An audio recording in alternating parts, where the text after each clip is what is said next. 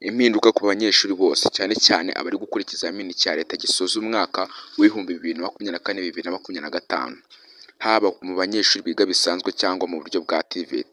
Hano hari impinduka zabaye.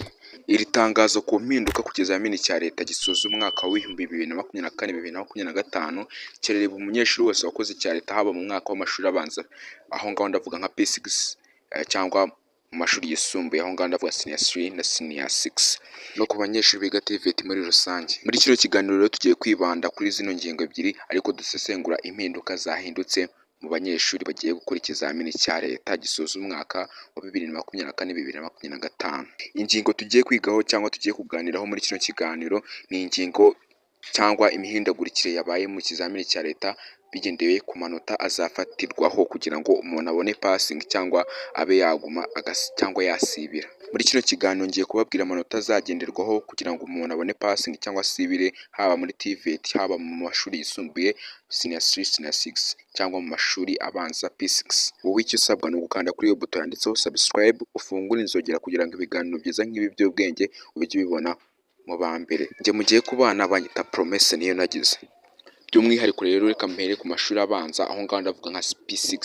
Ngiye kubabwira amanota azafatirwaho, akaba ari nazo mpinduka zabayeho ku bizamini bya leta.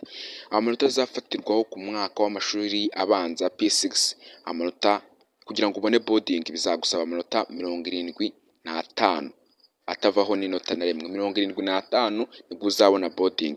Urumva birabasaba gukora cyane mugashyiramo imbaraga kugira ngo ayo manota 75, urumva ko ari impinduka nini cyane yabaye.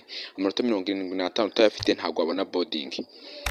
Naho abashaka kwimuka kugira ngo bajye muri Senior 1, 9 muri Senior 1, bo barasabwa amanota angana na minota 50. Udafite amanota 50 ukabona niyo waba ufite amanota 49 n'ibice 99, ntago wabashobora kujya muri 9 Senior 1. Urumva na mwese hamwe birabasaba gukora cyane, haba ku bashaka boarding bagira amanota 75 niyo bazafatirwaho, niyo nese izafatiraho.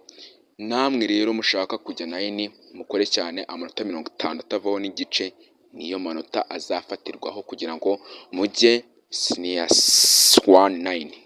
Twihuse rero reka tuhite tujya mu mwaka w'amashuri yisumbuye, aho ngaho ndavuga Senior 3. Senior 3 namwe mufite akazi kenshi ko gukora, ndabona ntaho bitandukanye na primaire. Namwe umuntu ushaka kujya boarding agomba kuba afite amanota 75 atavaho inota na rimwe. Urumva ko mufite akazi kenshi ko gukora kugira ngo abashaka kujya boarding babone ayo manota 75 atavaho inota na rimwe, ni amanota menshi cyane. Sasa rero namwe ku banyeshuri bashaka kujya 9 muri Senior 3, aho ngandi kuvuga Senior 3, muri gusabwa amanota 50 atavaho inota na rimwe. Kiza nuko yajya hejuru ariko atavuyeho inota na rimwe, ku buryo nuzagira 49 n'ibice 99 uzasibira umwaka wose paka icyo gice ukigaruze uzugishiye ku manota ujya wabona kwimuka. Nta mikino ibirimo. Iyi ngiri ni itangazo rireba abanyeshuri bose bari gukora icya leta na bamwe muri bo babirangije. Itangazo rireba abanyeshuri biga Senior 6 na Senior 3 na P6 mu mashuri abanza. Nibyo nababwiraga, namwe Senior 3 mufite akazi kenshi ko gukora. Twihuse rero tuhite tujya kuri Senior 6. Senior 6 rero imihindukire mu manota yo imeze gutya. Ni ukuvuga ngo muri Senior 6 udafite amanota 50 afunze ntago wabona diplome. Urumva ni ibintu bikaza. Udafite amanota 50 ntago wabona diplome, nta kintu wabaza, ahubwo nugira munsi ya 50 ukabona n'ubwo waburaho igice kimwe uzasibira icyo gicuzo garuke ubanze cyuzuze. Amanota 50 iyo bazafatiraho muri Senior 6 kugira ngo umuntu abe yabasha kubona diplome. Naho muri note yagira uzasibira uwo mwaka wose kugira ngo uze ubanze uyuzuze kugira ngo ujye wabona diplome. Ariko kuvuga ngo uzabona diplome ku manota 50 ntibivuze ko ari bwo uzabona buruse ngo ujye kwiga na kaminuza n'ahandi. Ibyo bya buruse na kaminuza n'ahandi amanota nayo ntago barayatangaza, ariko ninyamenya nzababwira, ubwo nabyo bigira amanota bifatiraho. Ubwo urumva udafite amanota 50 wiga Senior 6 nta buruse uzaba ubona.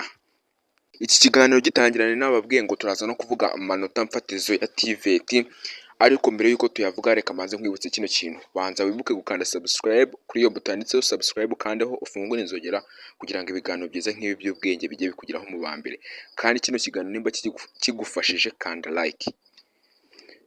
babwije ukuri TVET yo amanota bazafatiraho ari hejuru cyane ugereranyije n'amanota y'amashuri asanzwe nyine segonderi na primaire. Amanota bazafatiraho muri TVET ni amanota 70 kuzamura. Udafite amanota 70 muri TVET nta diplome uzabona, uzasibira. Kuko diplome ho bafatiye ku manota ari hejuru, niyo mpamvu babwira ngo mufite akazi kenshi cyane ko gukora kurusha abandi. Ubwo rero nabamenyesha ko abantu mwese mwiga TVET amanota bazafatiraho kuzamura ni 70, utayafite uzasibira.